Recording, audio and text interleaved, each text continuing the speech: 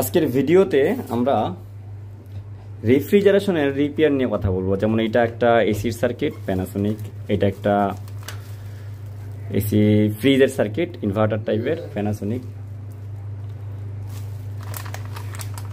উপরে লাগাম আমরা আলো হইব, নীল কালার দিলে কেমন হয়, এনে জ্বালান লাগবে। নাম্বার যেটা করবো সেটা হলো একটা নর্মাল স্ট্যান্ডার্ড ফ্রিজের সার্কিট, যেটা অ্যাভেলেবেল আমাদের দেশে, আমি নাম বলবো না কোম্পানির, অ্যাভেলেবেল ব্যবহার হয়। সো এই তিনটা সার্কিটের রিপেয়ারিং তো দেখাতে পারবো না এক ভিডিওতে, যেহেতু আমাদের কোর্স রানিং আছে ইনভার্টার সার্কিট রিপেয়ারিংয়ের কন্টিনিউ, এবং আগামী মাসে আমাদের নতুন ব্যাচ চালু হচ্ছে। সো আপনারা চাইলে সেটা জয়েন করতে পারেন। And repairing inverter type circuit রিপেয়ারিংয়ের জন্য আমাদের প্রপার গাইডলাইন থাকবে আপনাদের জন্য। আর এই এখন থেকে এই ভিডিওগুলো দিব এই জন্যে যে আসলে কীভাবে আমরা সার্কিটকে ফাইন্ড আউট করবো। আমি জানি প্রত্যেকটা মানুষেরই যারা এই রেফ্রিজারেশনের সাথে আছেন, ফ্রিজের কাজ করেন এলাকা ভিত্তিক, তাদের সবাই প্রয়োজন। আপনাদের মনে হচ্ছে নতুন না, আমাদের কাছে নতুন আছে, বাট এটা নতুন না। সো এটাকে আমরা কি করবো, আজকে ফাইন্ড আউট করবো যে কীভাবে রিপেয়ার করতে হয়। ওকে, আমরা অনেক সময় এখানে এই ব্ল্যাঙ্ক লাইট দেখে আমরা অনেক সময় বুঝতে পারি যে কি সমস্যা, এটা ধারণার উপরে, তাই না? কিন্তু আসলে কম্পোনেন্ট থেকে যদি আপনি ধরতে না পারেন, তাইলে আপনি কখনোই রিপেয়ারটা পারফেক্টলি করতে পারবেন না। এটা যারা রিপেয়ার করতেছেন তারা অলরেডি জানেন। সো এইটা আজকে আমরা রিপেয়ার করি আপনাদের সাথে নিয়ে, অথবা রিপেয়ারিং করার ক্ষেত্রে কি কি জিনিসটা আমাদের দেখা লাগবে সেই জিনিসটা আমরা ফলো করি। আর এখানে প্রত্যেকটা জিনিসের নাম্বার দেওয়া আছে, আপনারা চাইলে সেই নাম্বারগুলো দেখে দেখে কাজ করতে পারবেন। নাম্বার প্রয়োজন হলে বা সার্কিট চেক করার প্রয়োজন হলে আমাদের কাছে নতুন সার্কিট আছে অ্যাভেলেবেল বিভিন্ন মডেলের, সেগুলো কিনেও নিতে পারেন। সো আমরা নর্মাল একটা মিটার ব্যবহার করব, যে মিটারটা দিয়ে মূলত কী করবো, আমরা চেক করব, ওকে, যে কি আসলে প্রবলেম। সো ফার্স্টলি আমরা যেটা করব সেটা হলো এই সার্কিটটা ইনপুট ভোল্টেজ ঢুকবে এই দুইটা দিয়া, আর এটা হলো থার্মোস্টারের পিন। এখানে একটা পিন দেখতে পাবেন যদি আপনি দেখেন, একটা পিন এখান দিয়ে চলে আসছে ডাইরেক্টলি এইখানে দিয়ে, এখানে কাপলারে অলরেডি চলে গেছে। আর একটা পিন যে বাকি আছে সেইটা আপনার এখানে লাগানো আছে। তার মানে দেখেন, আপনি যদি ফলো করেন, নিউট্রালটা অলরেডি এটা দিয়ে কানেক্ট করা আছে, মানে কাপলারের এখানে নিয়ে যাওয়া আছে। জাস্ট পজিটিভ ভোল্টেজটা যখনই কাপলারে পাবে, বা আমাদের ফেজ ভোল্টেজটা, তখনই থার্মোস্টারটার সিগন্যালটা এই ড্রাইভ পাবে, তাই না? বা এটাকে আপনারা বলতেছেন সবাই ইনভার্টার সার্কিট, কিন্তু আমরা বলতেছি বিএলডিসি ড্রাইভার। ইন্ডাস্ট্রিয়াল যারা কাজ করি এদের কাছে এটা বিএলডিসি ড্রাইভার, কারণ আমরা যে কম্প্রেসারটা ব্যবহার করি সেটা একটা বিএলডিসি মোটর, এবং অনেক সময় ডিসি ব্রাশলেস মোটরও থাকবে। সো এটা একটা বিএলডিসি ড্রাইভার। এই বিএলডিসি ড্রাইভার নিয়ে আমরা এর আগেও অনেক ভিডিও আপলোড দিছি, তবে সেগুলো ইন্ডাস্ট্রির। ওকে, তো এখানে কি হচ্ছে, এখানে জাস্ট সিঙ্গেল ফেজ ভোল্টেজ ঢুকতেছে, কিছু ফিউজ, এনটিসি, তারপরে এখানে লো ভোল্টেজ বা ইন্ডাক্টর, তারপরে ক্যাপাসিটার আছে এখানে ফ্রিকোয়েন্সি স্থির করার লেগে, এখন এখানে ক্যাপাসিটার আছে, বাস ক্যাপাসিটার, ডায়োড আছে, রেকটিফায়ার, ডিসি করার লেগে, আর বাকি আছে এখানে 6টা কি মোসপেট অথবা ট্রানজিস্টর, যার মাধ্যমে ইনভার্টিং অথবা মোটরের পোল পজিশন চেঞ্জ করে মোটরকে কন্ট্রোল করা হচ্ছে। এই তো এটার কাজ, তাই না? জাস্ট আমরা এই কন্ট্রোলারটার মাধ্যমে 3টা টাইমিং পাই, যেই টাইমিংয়ের মাধ্যমে সে ফেজ চেঞ্জ করে, যে কোন ফেজ কখন লাগবে সেটা চেঞ্জ করে সে কাজ করে। তা আমাদের এখানে কোন কোন জিনিসগুলো গুরুত্বপূর্ণ পরিমাপ করার, সেই জিনিসগুলো আমরা দেখব, তাই না? যখনই একটা কম্প্রেসারের সমস্যা হবে তখন কোন কোন সাইড আমাদের চেক দিতে হবে। সর্বপ্রথম আমরা চেক দিব এইখানের, যদি আমরা একটু আমাদের ক্যামেরাটা স্থির করে নিচে নিয়ে নিই, তাহলে আমার মনে হয় সমস্যাটা আপনারা বুঝতে সহজ হবে। ওকে, এখানে দেখেন আমি এখানে রাখতেছি এবং এইখানে সার্কিটটা রাখলাম, দেখতে পাচ্ছেন তো না?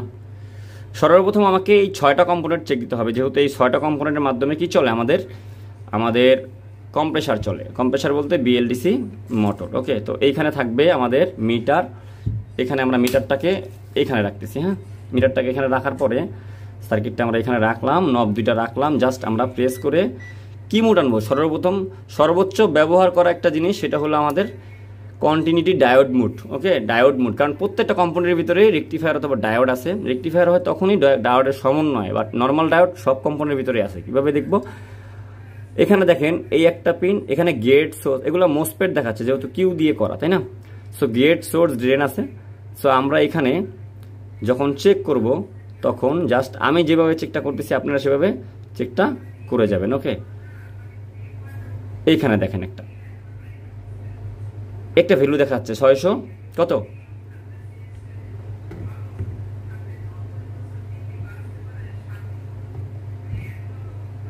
0 দেখাচ্ছে কত 677, এবং এটা যদি আমরা এইখানে ধরি তাহলে কিন্তু দেখাচ্ছে না, এইখানে ধরলে কিন্তু আমরা দেখাচ্ছে না। তার মানে আমাকে এইখানে মাইনাস ধরতে হবে আর এইখানে প্লাস ধরতে হবে। ধরলে আমি এই যে 442 যে পাচ্ছি এইটাই হলো মূলত ভ্যালু। সো এই পাশ থেকে আমি কি ধরছি মাইনাস, এই পাশ থেকে ধরছি প্লাস, এইখানে যদি ধরি তাহলে কিন্তু ভ্যালু দেখাচ্ছে না। ওকে, এটা কিন্তু ভ্যালু না, আপনি এই পিনে ধরা আর পিছনে ধরা একই জিনিস। সো এটা হলো আমাদের এই মোসফেট বা ট্রানজিস্টরটার ভ্যালু। এখানে দেখাচ্ছে সেম, এখানেও দেখাচ্ছে সেম। আমাকে এই 462 এইটার ভিতরেও সেম ভ্যালু দেখাইতে হবে। 1-2 কম থাকলে সমস্যা হবে না। 61 দেখাচ্ছি, ঠিক আছে। হ্যাঁ, আবার এটার ভিতরে আসবো, দেখাচ্ছে। এখন জাস্ট আমি ঘুরিয়ে যখন ধরবো তখন দেখাতে পারবে না। খেয়াল করবেন, আমি সহজ করে আপনাদেরকে, কারণ যারা ইলেকট্রনিক্সে কাজ করবেন তাদের অনেক থিওরি জানা লাগে, বাট যারা নর্মালি বাসা বাড়িতে কাজ করেন তাদের কিন্তু এগুলো জানা লাগে না বা জানবেও না। সে নর্মালি আসার পরে যখন দেখবে ফ্রিজের সমস্যা সে কাজ করবে। সো এই জন্য বেসিক জিনিসগুলো আমরা আপনাকে দেখাচ্ছি।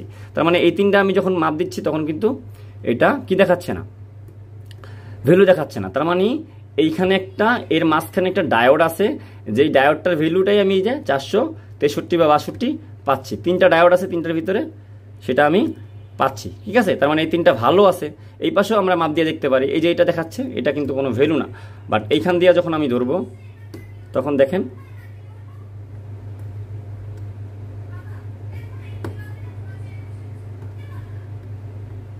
কোনো আছে, কোনো আছে, কোনো ভ্যালু আছে, থাকলে কিন্তু হবে না। বাট এইটার ভিতরে কিন্তু 0 দেখাচ্ছে। দেখেন এখানে এইটা এটা পিছনেরটা একই পিন। ওকে, আচ্ছা আমরা ঘুরিয়ে ধরি একটু। 1900, ঠিক আছে।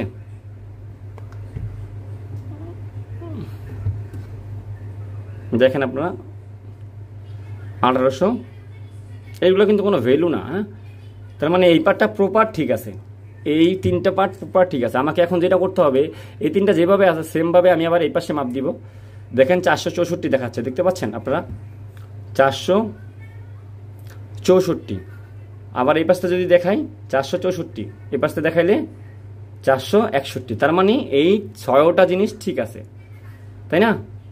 এই পাশটা দেখেন ভ্যালু দেখাচ্ছে না, এই পাশটা দেখেন ভ্যালু দেখাচ্ছে না। ওই আগের মতো বিপরীত দিকে যখন দেখাবো তখন কোনো ভ্যালু দেখাবে না, পারফেক্টলি এটা ঠিক আছে। সো এইখানে একটা রেজিস্টার আছে যা মূলত আপনাকে ভ্যালু দেখাতে হবে, না দেখাইলে এটা ফিউজের মতো করে একটা মাপ কাজ করবে, যেটা হলো আপনার কম্প্রেসারের জন্য যতটুকু ওয়াট প্রয়োজন সেইখানে এটা দিয়েই প্রবাহ করতেছে। তো দেখেন এটাও কিন্তু ঠিক আছে।